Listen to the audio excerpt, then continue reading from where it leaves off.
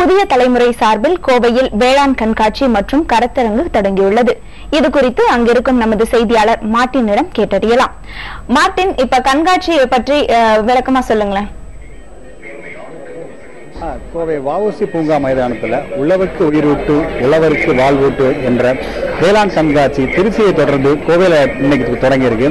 இன்று காலை தொடங்கப்பட்ட இந்த கண்காட்சியில் அதாவது கோவை மட்டும் இல்லாமல் சுற்றுப்புற மாவட்டங்களில் இருந்து ஏராளமான விவசாயிகள் இந்த கண்காட்சி வந்து பார்த்துக்கிட்டு இருக்காங்க.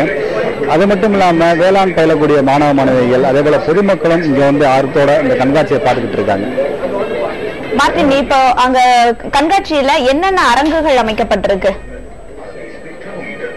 மொத்தம் 85 அரங்குகள் அமைச்சிருக்காங்க. அதாவது பார்த்தோம்னா தமிழ்நாடு வேளாண்மை பல்கலைக்கழகம் அவங்க வந்துட்டு இப்ப நிலவக்கூடிய அந்த வறட்சி தாங்கி வளரக்கூடிய பயிர் ரகங்கள் எப்படி வந்து விவசாயிகள் பயிர் செய்யணும், அதே போல பயிரிட்ட நெல் மற்றும் கரும்பு போன்ற பயிர்களுக்கு தண்ணீரை வந்து குறைவாக பயன்படுத்தி அதிகமான மகசூலை பெறுவது எப்படி, இது போன்ற விவசாயிகள் பயனளிக்கக்கூடிய தகவல்களை வந்து அவங்க வந்து வழங்கிட்டு இருக்காங்க. அதே போல பார்த்தோம்னா பாரம்பரியமிக்க நெல் வகைகள் கிட்டத்தட்ட நம்மளோட முன்னோர்கள் 10,000க்கும் மேற்பட்ட நெல் ரகங்களை பயன்படுத்திட்டு இருந்திருக்காங்க. ஆனால் தற்சமயம் 60 நெல் ரகங்கள் மட்டும்தான் பயன்பாட்டில் இருக்கிறதா கூறப்படுகிறது.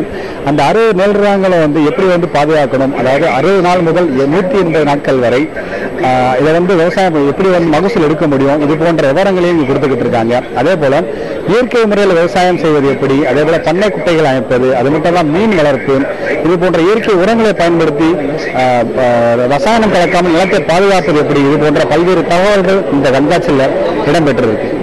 மார்ட்டின், வறட்சி நிலவிட்டு வர்ற இந்த சூழல்ல இந்த கண்காட்சி விவசாயிகளுக்கு எந்த அளவுக்கு பயனுள்ளதா இருக்கு?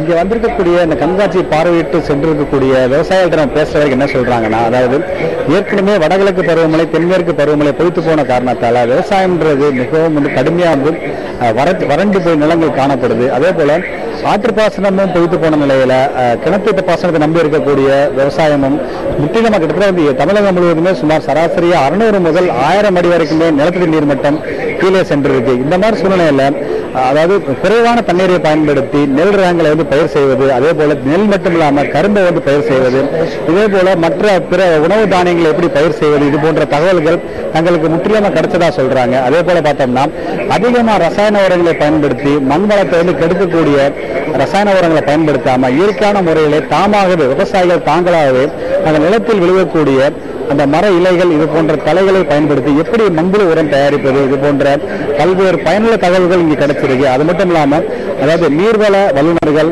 அதே போல மண்வள வல்லுநர்கள் இவங்க வந்து வரக்கூடிய விவசாயிகளுக்கு எந்த மாதிரியான மண் ரகங்கள்ல மண்ணில் என்ன மாதிரியான பயிர் ரகங்களை பயிர் செய்யலாம் அப்படின்றதையும் விளக்கமா சொல்லி கொடுத்துக்கிட்டு இருக்காங்க. உங்க தகவல்களுக்கு நன்றி மார்ட்டின்.